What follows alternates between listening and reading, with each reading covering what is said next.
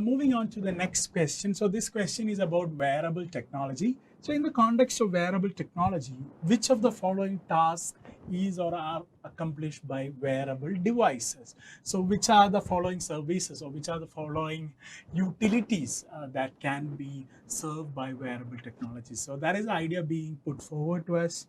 So first question is location identification of a person. Is that possible with a wearable device? So wearable device could be a jacket, it could be a watch, it could be your MI band. So any of these could be wearable device. Do you think your location can be identified with a wearable device? Of course, you can do it, right? Because either you know that it can be done, or you can at least think that, okay, so in order to identify your location, you just need to have some kind of a GPS tracking mechanism, which can be easily embedded in a wearable device, right? So that's all that is required. So location identification of a person would be pretty easy thing to guess. Sleep monitoring of a person. For this, you have to be a bit tech savvy. I don't think you have to be totally tech savvy, or at least you should have someone who is tech savvy as friends of yours. Because for myself, if I talk from myself, I'm not a tech savvy person, but I have a set of friends who are really into tech items. So I always see them buying all these things as soon as it hits the market. So this MI band and all those stuffs. So and the reason why they wear this, even they wear this particular band even when they're sleeping. And when I ask them, the reason they give, okay, it tracks your sleep movements. So there is an app connected to this band, so it can give you the kind of deep sleep you got. So this is all that technology aided superhuman thing. So if you believe it, it's really a good thing. But otherwise, it's just a nuisance you have when you're sleeping also. So you can think of it in either ways. But this is something which is possible and which is being done in a commercial way. Okay. So sleep monitoring of a person is something which can be done with wearable technology. And how they do it is that it's kind of really military kind of stuff. They just measure your heartbeat. So it says that when you're going into deep sleep, your heartbeat would, the rhythm would slow down, and it's how they pick it up. It's how they pick up the information of your sleep patterns. And maybe in deep sleep, you don't make so much of movements and stuff, right? So these are the ways in which these devices pick up those information. Then assisting the hearing impaired person. Obviously, you can have a wearable technology. Maybe it would, maybe think of the driverless car, think of a smaller technology of that sort assisting a person, right? So this device can maybe triangulate your location. So if there is some obstacle, it's a hearing impaired, it's not a visually impaired person, sorry. So hearing impaired person, maybe it can convert text into audio things and stuff like that. So any of these things can be done. So basically there is no limit to you embedding any of these services into a wearable technology. Your only challenge is that you should be able to have a sensor that is that small, which can be embedded in a textile, in a piece of textile or plastic band and stuff like that. That is the only challenge you have. It's not a technological challenge by which in terms of the function, but it's a technological challenge in terms of the structure or the medium through which you can achieve all these things. That is the only challenge you have when it comes to wearable technologies and the stuff it can do.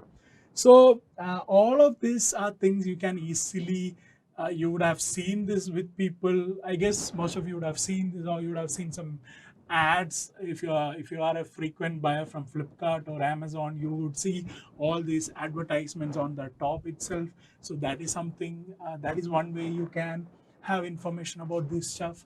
So I'm assuming that all of you would be having some information about this wearable technology stuff. So it is kind of easy. You just need to think that, oh, okay, I'll give you another sense. Okay, whenever it comes to questions like this, as to what are the potentials or what are the scope of a particular technology or a product, a better way to arrive at the answer is try to negate all these statements. Okay, so I'll show you how that can be done. Even having this toolkit is also pretty much useful. So the first statement, let us apply that logic here. So first statement says that wearable technology helps us to identify the location of a person. Okay, that is the statement given here, right? We'll try to negate it, which means we would say that with wearable technology, we can't locate the, we can't identify the location of a person.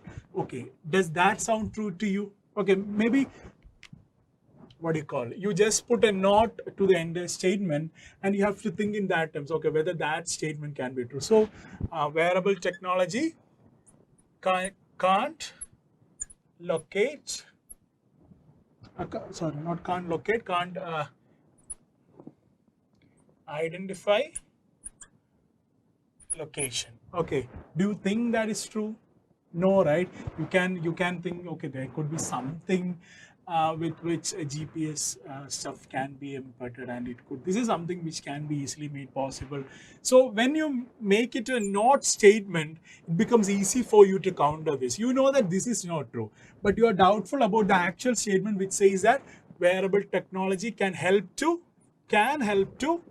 identify location. That is something it's doubtful to you because you haven't actually seen, you might not have actually seen a wearable technology helping someone to identify location.